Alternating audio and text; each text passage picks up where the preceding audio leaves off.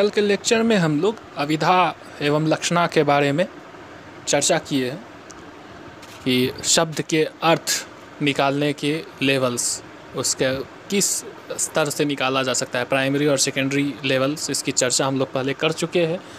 अभिधा direct उसका जो meaning निकलता है वो इनडायरेक्ट वे में होता है, तो वो लक्षणा होता है।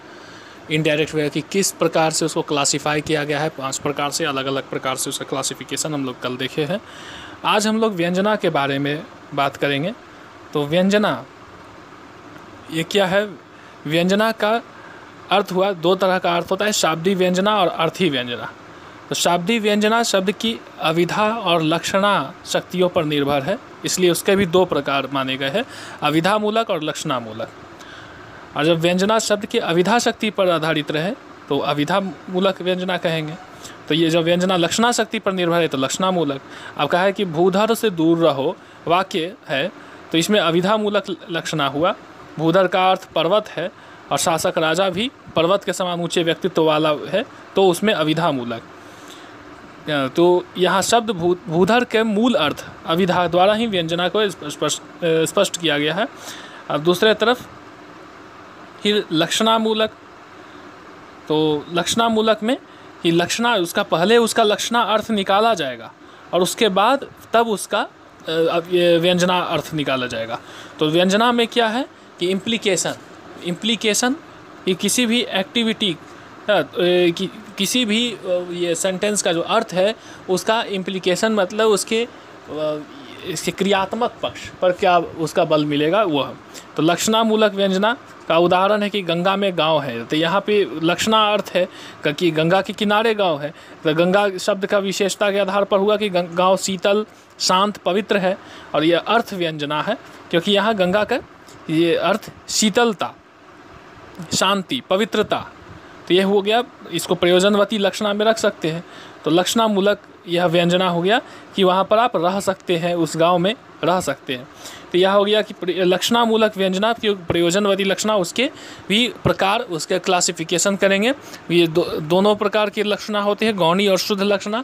इससे अब गौणी लक्षणा के हुए सारोपा और साध्य वासना, शुद्ध लक्षणा से उपादान और लक्षण लक्षणा, उपादान से सारोपा और साध्य वासना, फिर लक्षण लक्षणा से सारोपा और साध्य वासना, ये इस प्रकार उसका क्लासिफिकेशन। वह अर्थी व्यंजना में आते हैं। तो अर्थी व्यंजना जब वाक्य का अर्थ ये वाक्य में प्रयुक्त किसी शब्द विशेष के अर्थ पर निर्भर न होकर संपूर्ण वाक्य में निहित शक्ति के आधार पर उस वाक्य के अर्थ की अभिव्यक्ति होती है, तो उस निहित शक्ति को अर्थी व्यंजना कहते हैं। पूरे वाक्य का एक शब्द के अर्थ के आधार पर होता था तो उसमें अभिधा या लक्षणा दोनों लेवल से निकल सकता था। मीनिंग कि अभिधा मूलक जो उसका प्राइमरी सेंस है उसी से व्यंजना डायरेक्ट उसका इम्प्लीकेशन कर दे। दूसरा है कि नहीं, उसका लक्षणा मूलक पहले करेंगे, उसके बाद तब उसे अर्थ निकालेंगे, तो वो शब्दी व्यंजना में आता है। अब अर्थी व्यंजना में पूरे वाक्य का अर्थ लिख दे, तो पूरे वाक्य का जब अर्थ होता है तो वो डायरेक्ट जो मीनिंग उसका जस का तस वही मीनिंग नहीं, उससे कुछ और इम्प्लीकेशन उसका होता है। अब वो इम्प्लीकेशन जो हुआ उसी को हम लोग व्यंजना कहते हैं। तो इस शक्ति के द्वारा इस वाक्य का, अब जैसे कोई वाक्य है, अब इसमें एक उदाहरण माना गया है कि सूर्य डूब चुका है, सूर्यास्त हो चुका है। तो सूर्यास्त हो चुका है यह वाक्य कहीं कहे कि सूर्यास्त हो चुका है, तो अब अलग अलग कंटेक्स्ट में इसके अलग अलग सेंस होते हैं। जैन धर्म को मानने वालों के लिए सूर्यास्त हो चुका है, इसका अर्थ हुआ कि अब मैं नहीं खाऊंगा। यहाँ पर अर्थ ये नहीं है सूर्यास्त हो चुका है, ये सूर्य को कहा जा रहा है, सूर्य का ये वही है जो सूर्य को जो रोज उदित और अस्त होते हुए जो प्रत्यक्ष दिखता है उसको कह रहे हैं, उसका अस्त होना। तो उसका अस्त होना ये सिंपली वो ये डायरेक्ट सेंस तो वही है कि हाँ ठीक है सूर्यास्त हो गया, तो आप कहना क्या चाह रहे हैं, सब मीनिंग। तो मीनिंग यही है कि जैन मत वालों के लिए हुआ कि मैं नहीं खाऊंगा। अब ये रोज़ा रखने वाले जो इस्लाम धर्मावलंबी व्यक्ति के लिए भी इसका अर्थ हुआ मैं नहीं खाऊंगा ना। या फिर शाम को टहलने वाले व्यक्ति के लिए ये अर्थ हुआ कि अब आपको बाहर जाना चाहिए ना। ये फिर यदि कोई नेत्र रोग से पीड़ित है तो उसके लिए अब आपको बाहर नहीं जाना चाहिए। या गृहिणियों के लिए अर्थ हुआ कि अब लालटेन या बल्ब जलाओ। फिर अलग अलग इसका अर्थ हुआ। मंदिरों में इसका अर्थ हुआ कि शाम की पूजा की तैयारी कीजिए। तो ये सब अलग अलग अर्थ उसके व्यंजना के इस अर्थी व्यंजना में। एक वाक्य वहाँ पर प्राइमरी सेंस कुछ है और उसका इम्प्लीकेशन कुछ और है, कुछ और उसके कोई और अर्थ उससे निकाला जा रहा है। जंगल में प्रवेश करने का समय हो गया, शिकारी के लिए अर्थ हो गया। शिकारी जंगल में लकड़ी काटने वालों के संदर्भ में यह अर्थ उपयुक्त है कि अब जंगल छोड़ने का समय हो गया है। रात्रि कार्य चोरों के लिए संदर्भ है कि रात्रि कार्य के लिए तैयार हो जाओ। तो सबके लिए अलग अलग अर्थ उसका निकाला जा सकता है। तो व्यंजना के इतने ये सारे। अब इसमें देखेंगे कि इसमें अंतर क्या क्या हो जा रहा है। तो किसी शब्द के अविधा अर्थ निश्चित रहता है, शब्द की शक्ति या मुख्य अर्थ, रूढ़ अर्थ सिंपली। अब ये जो कहा गया एक पुस्तक है या अब कहा कि यह पुस्तक है, पुस्तक को कहीं रख देने के लिए कहा गया, सिंपल जो डायरेक्ट सेंस है वो निश्चित अर्थ होता है। अब लक्षणा में आते हैं। अब ये जैसे लिया गया यहाँ पर उदाहरण कि अविधा और व्यंजना दोनों अर्थों में यहाँ पर भिन्नता है। शब्द का व्यंजना अर्थ अनिश्चित है, तो व्यंजना अर्थ अनिश्चित है। अब इसमें ये देखें कि अब जैसे यहाँ है कि जहर लो लेकिन उसके घर में खाना मत खाओ। यदि इस वाक्य का अविधा अर्थ लिया जाए तो इसका अर्थ होगा कि उसके घर में खाना खाने से अच्छा है कि जहर खा लेना, परंतु इस वाक्य में निहित तात्पर्य जहर खाना नहीं है बल्कि उसके घर में कभी खाना नहीं खाना है। यहाँ जहर शब्द पर बल दिया गया है, उसका अर्थ कभी नहीं से है। इस वाक्य के दो भाग है, जहर लो, पहला है जहर लो, उसका है कि उसके घर में खाना मत खाओ। तो ये दोनों भाग अलग अलग अर्थ प्रदान नहीं करते बल्कि एक ही समग्र अर्थ प्रदान करते हैं। इस वाक्य में जहर का वाच्यार्थ या अविधा अर्थ उसके तात्पर्य अर्थ या व्यंजनार्थ से बिल्कुल विपरीत है। तो यहाँ लक्षणार्थ अविधा अर्थ के समान निश्चित होता है, इसलिए उसे नित्यार्थ कहते हैं कि उस निश्चित है, परंतु व्यंजना अर्थ अनिश्चित होता है, इसलिए इसे नित्य अर्थ नहीं कहा जा सकता, इसलिए इसे परिभाषित भी नहीं कर सकते हैं व्यंजना का। फिर लक्षणा मुख्य अर्थ के बाधित होने पर होती है, फिर भी वह मुख्य अर्थ से संबंधित जरूर रहता है, इसलिए लक्षणा को अविधा का पूंछ कहा जाता है। किंतु व्यंजना अविधा का पूंछ सदैव नहीं होता है, वह कभी अविधा से संबंधित अर्थ मुख्य अर्थ से संबंधित रहता भी है, कभी स्वतंत्र रूप से रहता है अर्थात मुख्य अर्थ से संबंधित कभी नहीं भी रहता है। जैसे सूर्यास्त हो गया है तो इसका मुख्य अर्थ से कोई संबंध बिना रखे, अब कोई कहा कुछ जा रहा है कि अब शाम हो गया, सूर्यास्त हो गया तो कहीं चलने का समय है या घर लौटने का समय है या नाश्ता वगैरह नहीं करने का समय है या ये पूजा पाठ का समय है, कुछ भी, तो कोई अन्य अर्थ उससे लिया जा रहा है तो मुख्य अर्थ से इसका कोई संबंध नहीं भी रह सकता।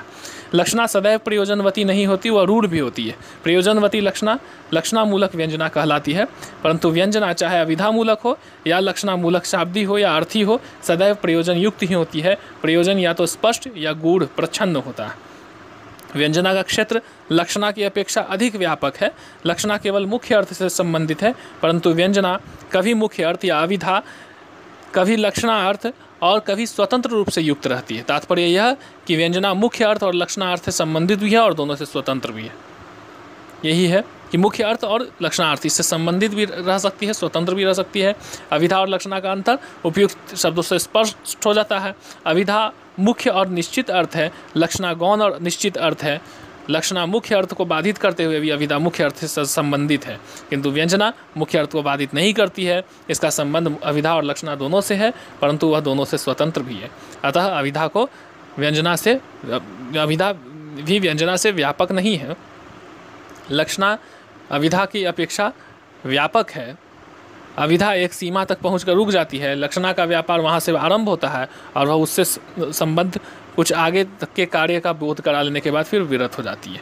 यही है। यद्यपि अविधा लक्षणा व्यंजना में अंतर है, परंतु यह अंतर ऐसा नहीं है कि उनमें परस्पर संबंध नहीं दिखाया जा सके। ये तीनों शक्तियाँ एक दूसरे से संबंधित है। एक ही शब्द के तीन अर्थ होते हैं, जिसकी उपमा धनुष से निकले हुए एक बाण से दी जा सकती है।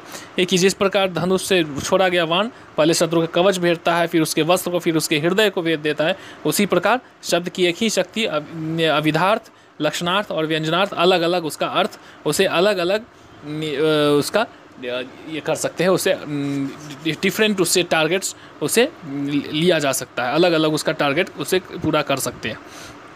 अब ये पहले वाच्यार्थ बताती है, फिर लक्ष्यार्थ, लक्ष्य मतलब जो उसका प्राइमरी सेंस है वो बताते हुए तब उसका सेकेंडरी मीनिंग, और फिर उसके बाद व्यंग्यार्थ, व्यंजनार्थ कि ये उसका इम्प्लीकेशन क्या है।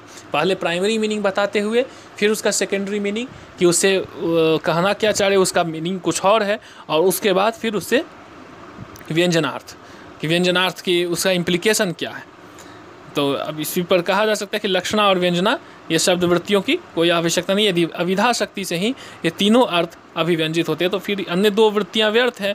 तो ये कहा गया कि ये शब्द जिस अर्थ को बोध कराने के उद्देश्य से प्रयुक्त होता है वही उसका अर्थ होता है। अविधा उस संपूर्ण अभिप्रेत अर्थ का बोध करा सकती है, परंतु इसका फिर उत्तर देते हुए कहा गया है कि वस्तुतः अविधा, लक्षणा और व्यंजना को एक ही अर्थ शक्ति के रूप में नहीं देखा जा सकता। उन्होंने ये शब्द की ये तीन शक्तियों में अंतर बताया है, जिसका उल्लेख ये ऊपर हम लोग पहले किए। तो अविधा और व्यंजना में अब यहाँ पर रहे कि व्यंजना में हाँ का अर्थ नहीं और नहीं का अर्थ हाँ हो जाता है। अविधा में हाँ का अर्थ हाँ ही हो, हाँ और नहीं का अर्थ नहीं ही होता। तो ये तीनों शक्तियाँ यह मात्र एक नहीं है, ये धनुष्य के बाण से निकले हुए शब्द शक्तियाँ एक समान नहीं होती है, ये तीनों सभी अलग अलग। तो इस तरह से हम लोग ये देखें कि तीनों थ्री फोल्ड मीनिंग। अब इसके आगे हम लोगों को देखना होगा शक्ति ग्रहोपाय। तो शक्ति ग्रहोपाय के बारे में कि ये वर्ड के जो मीनिंग है, फिर इसमें वर्ड को ही देखना है, शब्द को ही देखना होगा, शब्द के मीनिंग।